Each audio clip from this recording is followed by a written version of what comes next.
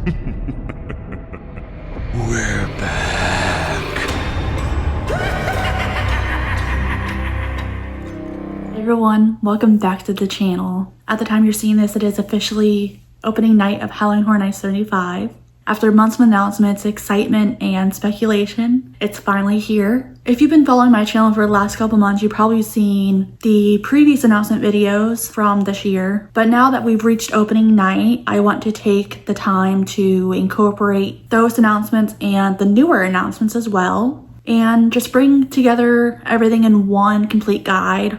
We'll take a look at this year's haunted houses, scare zones, shows, dive into the legendary icons that we could see at the event, and the two that are headlining this year. I wanted to share my personal hype list because that took a lot of time to really just think through. I also want to go over some planning tips and recommendations based on my years of attending the event. This is my 9th year attending, and I've gone to the event with Express and without, and I've learned something new every year. I've been following the event since 2011, but didn't attend till 2015. So let's step into the fog and get started with everything you need to know about Halloween Horror Nights 35.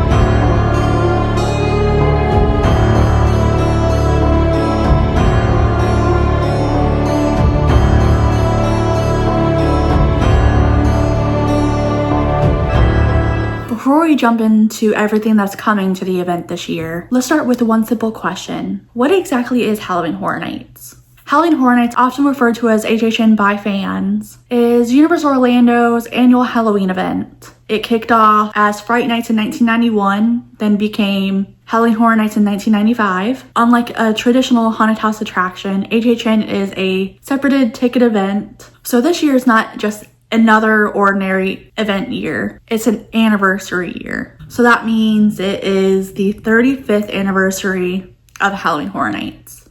This year we're going to see icons from past and present. We'll see Jack and Oddfellow. We'll see the Caretaker and newer icons like Pumpkin Lord. When I attended the event in 2015, I had no idea how much history this event carried. I went with my sister, my now brother-in-law, my brother's ex-girlfriend, and my best friend. We all attended the event, and we really prioritized the rides over houses that year, even though I wish we would have done more houses. But like me, you don't need to know decades of history to enjoy the event. So now let's meet the icons who have shaped the history of the event over the last 35 years. And each icon represents a different chapter in the history of the event. You have icons who were there in the early stages. You have icons who were there during like the 20s of the event, and then now the present icons.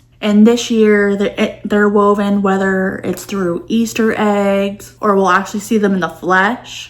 Let's start with the ringmaster of fear, Jack the Clown. And he's the one that most people think of when they think of Halloween Horror Nights. He was Universal's first original icon. So Jack wasn't always a clown. Prior to becoming who he is today, he was Jack Schmidt, According to Universal's established HHN timeline, he was born in the late 1800s at Shady Brook Rescue and Sanitarium, and eventually he joined Dr. Oddfellow's Carnival of Thrills, a traveling carnival operated by Dr. Oddfellow. This is important because Jack and Oddfellow actually knew each other before either of them became the versions of themselves that we know today. Jack became a performer in Oddfellow's carnival, but there was something very wrong with him. Audience members began disappearing after their performances, and eventually it became apparent that Jack was murdering people who attended the carnival, and that became a problem for Oddfellow. Jack apparently expected Oddfellow to help him, and instead Oddfellow saw Jack as a liability. And in that case, Oddfellow eventually killed Jack, and that's where the relationship completely changes. They aren't simply two villains who dislike each other. Oddfellow is the person who literally killed Jack. According to established lore, Jack's body and the bodies of his victim eventually became part of Oddfellow's Carnival's House of Horrors. And years later, in 1980, a documentary crew discovered that an abandoned attraction and found the box marked JACK for Jack. They opened it and Jack came back. The remains subsequently disappeared, along with Jack's 13 victims, and the documentary crew was eventually found murdered. And that's why the box now becomes important to Jack's mythology. So now let's fast forward to 2000. Universal acquired Jack's box and other props associated with the House of Horrors. A Universal team member decided to test the legend and open the box, and that worked. Jack was unleashed and became the icon for Halloween Horror Nights 10 in 2000. That's why Jack's history is so interesting. Jack the Clown wasn't simply created as a mascot. He was simply created because people hated clowns and were scared of them. His mythology was built around a character who was already dead, resurrected, and was just seeking revenge. Next up is one of HHN's classic icons, Dr. Albert Kane, who is also better known as the Caretaker. The Caretaker became an official icon for HHN 12 in 2002 and welcomed guests into a cemetery where the dead never truly rested. He's one of the classic icons who helped establish HHN's original storytelling in the early 2000s. And he has a special connection to another icon that never really got her year, but we'll talk about her in just a few minutes. The next icon we're going to discuss, and he has a couple Easter eggs this year, is the director. He debuted in 2003, and he sees every guest as his next masterpiece. To him, screams are performances and scares are scenes. His Hollywood-inspired theme made him one of HHN's most creative icons they ever created. Next up is the Storyteller. The Storyteller made her debut in 2005 at Tales of Terror. She took familiar fairy tales and folklore and twisted them into dark nightmares. Instead of happily ever afters, her stories ended with monsters, tragedy, and fear. The Usher, he is one that is pretty much confirmed to be roaming the streets this year. He debuted in 2009 at Rip from the Silver Screen. That was his theme for the year. And he welcomed guests into a haunted movie palace where classic horror films came to life. During his year, he had films like Saw, Chucky, and he also had some of the Universal monsters featured at the event in their own houses. He was dressed like an old-fashioned usher. He perfectly captured Universal's love of cinema while adding a supernatural twist. Lady Luck, she is a very interesting icon. She was introduced during 21 in 2011, and she is the embodiment of fate, fortune, and chance. Throughout her event, guests were challenged to test their luck, but only to discover that eventually everyone's luck runs out. So now let's discuss Jack's sidekick, Chance. She first appeared in 2007 and became a fan favorite thanks to her wild personality and chaotic energy. She eventually got her own icon year in 2016 at 26 and had her own icon house, which was Lunatic's Playground 3D. She brings a completely different kind of chaos to HHN, and that's exactly why many fans have embraced her. So we're gonna get to one of the newer icons in the Icon family, and that is Pumpkin Lord. We will possibly see him this year. After debuting during the modern era, which was after 30, Pumpkin Lord became one of the most popular original characters. His design, lore, and fan response helped elevate him to official Icon status. Personally, I love that this year isn't just celebrating what's come before, but it's also celebrating the newer icons that were created. So now for Dr. Oddfellow. He returned to the forefront in 2023 during 32. Universal used that event to finally explore the man who had been hiding throughout the entire history of the event leading up to 32. So this year we get to explore more into the Oddverse, which is a supernatural space that is connected to different worlds that Oddfellow has created. We explored some of that during 32, and this year we're going to explore more. That's why we're going to see more of the icons from years past. So another icon that we'll possibly get to see this year is Eddie. Eddie is Jack's brother, and although he never had a official Icon year, he's become one of the most beloved legacy characters in Halloween Horror Nights history. Besides Chance, of course. His popularity has only grown over the years, and we're already seeing Easter eggs of him pop up inside the park. So why wouldn't we see him this year? And finally, we have Cindy Kane, most notably the caretaker's daughter. And she has one of the most fascinating stories in HHN history because she was originally supposed to be an icon for 2012, and Universal ended up changing direction. There were a lot of children abductions that year, and that's why Universal changed direction. And although she never got her own event, she never disappeared. We got to see her during 25 and 30, and now she has her own Scare Zone for 35. So let's take a look at the houses in the order they were announced. The very first house that was announced for HHN 35 set the tone for the entire event. Jack and Oddfellow Chaos and Control isn't just another haunted house. It's a celebration of Halloween Horror Nights history, bringing two legendary icons together in an epic battle of chaos and control. Guests will witness Jack the Clown's unholy origins before entering Dr. Oddfellow's twisted universe, where these two powerful forces collide.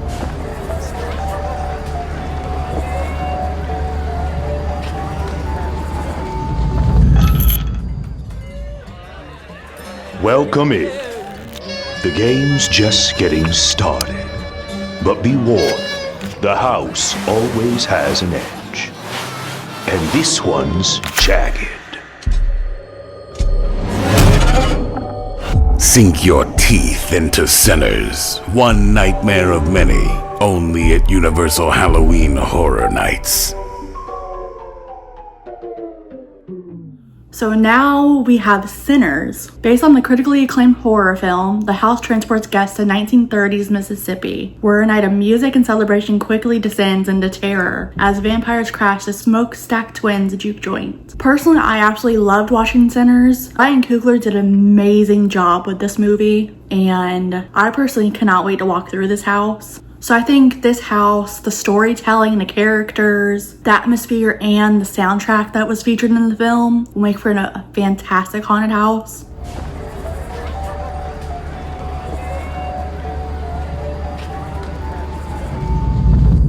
Please come in. Stare too long, and you'll find these mirrors reflect only your darkest fears.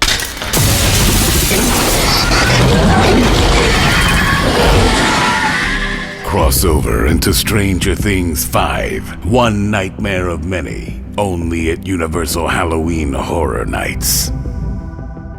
So making its fourth appearance at the event, Stranger Things returns for its fifth and final season. Guests will return to Hawkins as the barrier between our world and the Upside Down begins to collapse, leading to a final confrontation with Vecna. Along the way, you'll encounter familiar locations, creatures, and characters from the series. Stranger Things is one of my favorite shows, and I did go back and rewatch season 5 just recently, and there were some scenes I thought they would do great in the house. But I do wish we could have gotten all 5 seasons in a house. So next, this house kicked off Originals Week, and we got H&R Blood and Guts. He first appeared in 2011 with his own house. And now he's back for the 35th anniversary. It's been 15 years since we last saw HR Blood and Guts. Guests will step inside a marathon of HR Blood and Guts' favorite Halloween films, with each film bringing a different terrifying story to light. The original actor has also returned, which I think is amazing. I'm so excited to see what they do with this house. And we're gonna see some Easter eggs in this house to Horror Nights past. So I'm very excited. This, I think, will be the comedy house of the year. So the next house we got for Originals Week was Madlands Cage Cannibals. And based on what we've heard from the creative team, this is going to be very bloody, very in your face, very intense. And we're essentially going to travel into a rundown zoo. And on the speculation map, when this first came out, it was just a cage with animals inside. So that's where the zoo aspect came in. Don't get me wrong, this was the one house that stumped me the entire speculation season because I couldn't really tell you what it was. We have had post-apocalyptic houses in the past. So next we got Cybergoria, which is probably maybe one of the most goriest houses this year. The unmasking tours came out for which houses will be on which tour, and Cybergoria is actually not on any of the tours. So that leads me to believe that it's gonna be extremely gory, that they're not really wanting to show anything in the house. But basically, this house drops us into a futuristic nightmare where humans and machines have become one. If you watched my announcement video on this, on the originals, this made me think of Jason X and Terminator. So I'm excited to see how that plays out in this house. Next up, we got Invasion, Alien Abduction, and based on the photos I've seen of this facade alone, this is gonna be one of the biggest facades we've had back in the tents. But with this house, we're gonna encounter some terrifying aliens, and basically they've abducted a family and their livestock. And now they're coming back for us, basically. What interested me the most about this house is that Universal isn't going campy with this house. It's gonna be like full on horror. So if you walk through the zone in 2017, it's gonna be nothing like this. And that was actually one of my favorite zones that year. So I'm excited to see how this translates into a haunted house. So the next week we got Hellraiser.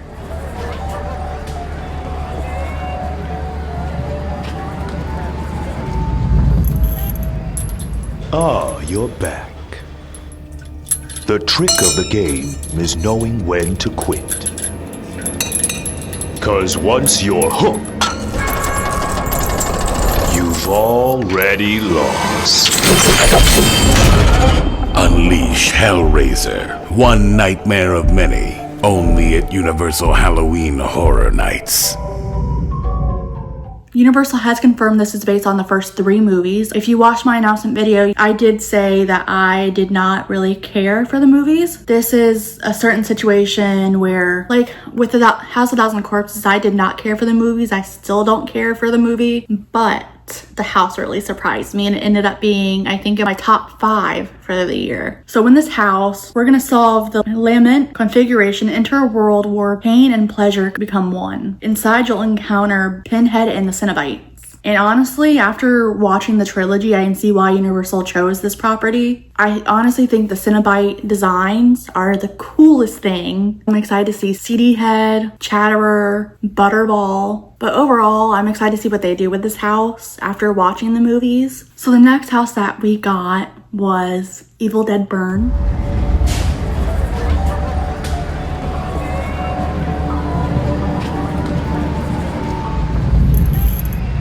You there, join me. This game's easy to play, but deadly to lose. So, will you hit a hot streak? Or go up in smoke?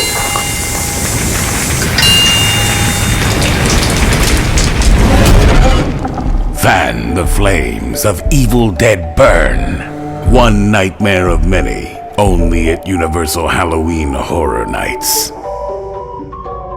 Based on the newest installment in the Evil Dead franchise, this house takes guests into the Price family's secluded vacation home as the Deadites unleash chaos. I did watch this in theaters, and to be honest, I didn't love it, but I also didn't hate it at the same time. But I understand why Universal wanted to adapt this. It's very chaotic, gonna be very gory. I did watch Evil Dead Rise, and honestly, I liked Rise more than I did this one, but I think based on what was in the movie, it will make for a very intense house. So we've come to the final house that was announced for this year.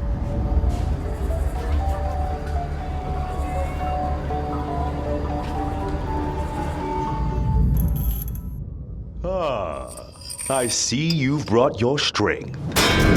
No matter, for even the strongest can be overpowered by the dark. Let the madness begin! Bow before Ozzy Osbourne, the Prince of Darkness. One nightmare of many, only at Universal Halloween Horror Nights. Inspired by Ozzy's music, imagery, and legendary career, this house serves as a tribute to the Prince of Darkness. Guests will journey through scenes inspired by his songs, album artwork, and larger-than-life stage persona. So we've had music houses in the past. We've had The Weeknd, and then I believe we've also had Black Sabbath. When this house was announced, it really hit me emotionally. I grew up listening to Ozzy, just a couple songs here and there, and I've recently took a deep dive into his catalog, and I've honestly really enjoyed it. And seeing him have a whole house dedicated to his legacy is going to be beautiful to see. So now let's take a step out into the streets and discuss what's coming this year. So this year we have 4 scare zones, and 3 of them expand on the anniversary story surrounding Jack, Dr. Oddfellow, Cindy, and the legacy of Halloween Horror Nights itself. So let's start with Infernal Carnival of Nightmares. This was our first scare zone announced, and it's located in Production Central at the very front of the park. Our icons, Jack and Dr. Oddfellow, they're going to invite guests to step right on up into their carnival. And I think this is the perfect zone to kick off our anniversary year. So the next zone, it is located in Hollywood. This is Sideshow of Decay. This continues the anniversary story, but it puts the spotlight on Cindy. According to Universal, Dr. Oddfellow's dark sorcery allows Cindy to open a portal within the carnival's junkyard, resurrecting decayed nightmares from the past. I think this is going to be one of those zones where we're going to see a lot of Easter eggs, and we'll probably see some other characters from the past as well. So for 4 nightmares. So let me just start by saying I was hoping on the speculation map this was not true. This kept coming up every single time. And when this was announced, it wasn't that big of a shock to me because I knew it was coming. It's in Central Park. It's probably the narrowest part of the park. I don't know what to expect with this zone based on the sets that we've seen come out. We'll see. But this is based on Fortnite's annual Halloween event. And we're going to be dropped into the storm where we won't really know what's coming around every corner. And to be fair, when this got announced, I just wasn't sure how Fortnite and Horror Nights could go together. So I'm concerned for the zone capacity wise, but I'm also a little intrigued. So our final scare zone that I'm very excited for, because we're getting a lot of characters in the past from the zone, I believe. And this is Downtown Clowntown. It's located in New York, our big zone. And if clowns aren't your thing, you may want to find another route around this in the park. This zone brings together art from Terrifier and the Killer Clowns from Outer Space, which I'm so excited to see again. Seeing these properties in one zone is not something I expected. I think they'll work very well together, and we will probably see familiar characters like Chance, the Treeks and Foons, hopefully. I think we might see Eddie in the zone as well. So one thing that I've learned over the years, and I really wish I would have known this prior to going my first year, is not to rush through the scare zones. I like to go and take in the atmosphere and just really see all of the details that get put into the scare zones. Can't really do that in the houses because they will make you keep up with the next person in front of you. So now let's discuss street experiences, shows, and entertainment. So we have Club Horror, which is returning this year. That is a dance party that takes place in San Francisco. It's fun if you want to go grab a drink in there, hang out. It's a great option if you want to take a break from the scares. I usually just walk through it because I'm trying to get to a house or another zone. Another returning favorite, and we got to watch them for a little bit last year, and these are the Mel's Die-In Zombies. We had some great interactions with them last year. They will come up to you if you're sitting at one of the tables outside, which we had 2 or 3 of them come up to us. And you can also take pictures with them too. So we also have 2 shows this year. The first one is Nightmare Fuel Blood Noir. And this is the newest installment in the Nightmare Fuel storyline. Basically, it is like a dance and acrobatic stunt show. This is in Fear Factor. It's about a 30-minute show. But if you want to go to the shows, you have to line up early. I'd say probably an hour before showtime. The second show, which is the Lagoon show, this is Stranger Things Return to Hawkins. This is our show it features fountains, projections, lighting, music, and special effects. This will be covering all 5 seasons of the show.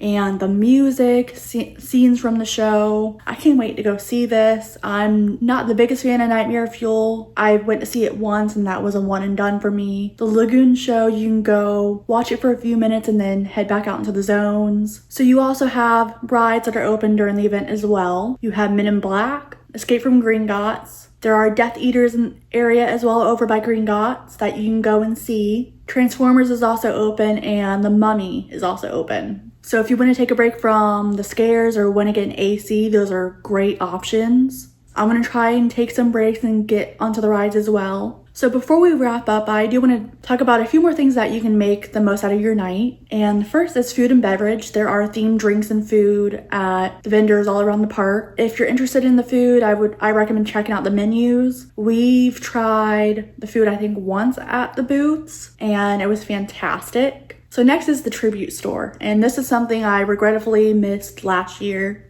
and it's an attraction in its own right. The creative team, they transform a part of the park that is normally the Mummy's extensive queue. It's an immersive walkthrough where you can buy merch, there's Easter eggs to years past, and it's much more than a gift shop. And I did tell my best friend this year, because me and her are going this year, that I do want to go and see this and not miss it this year. So we also have our full line of merchandise this year, which was released on August 5th.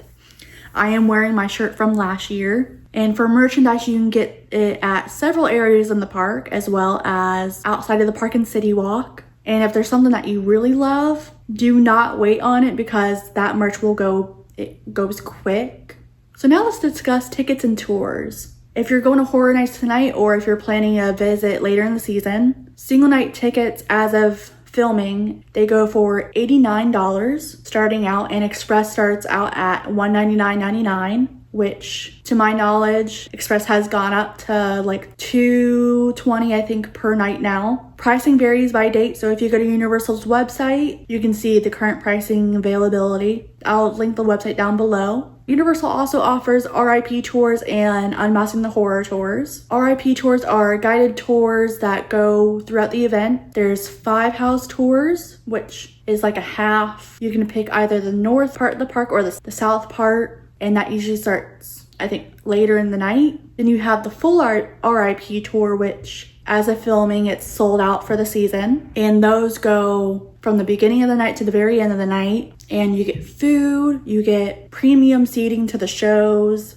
And not to mention the RIP tours, you get priority access to the haunted houses. And the behind the screen tours, they're different. They're daytime tours. So you have the 6 house tour, which includes lunch, and the 3 house tour, which doesn't include lunch. And this is basically like a lights on, no scare actors tour, where you can really see the details of the haunted houses. And availability for these tours can change throughout the season, so make sure to check the website for availability. So now let's discuss Stay and Scream. So Stay and Scream this year received a major change. And if you're going to Horror Nights tonight or any other night throughout the season, it's one of my biggest recommendations. Stay and Scream allows eligible guests to remain inside the park before Horror Nights officially starts. You get early access to 3 houses starting at 2 p.m. Before you get access, you need to go get a wristband, which allows you access to these houses. You can pick up your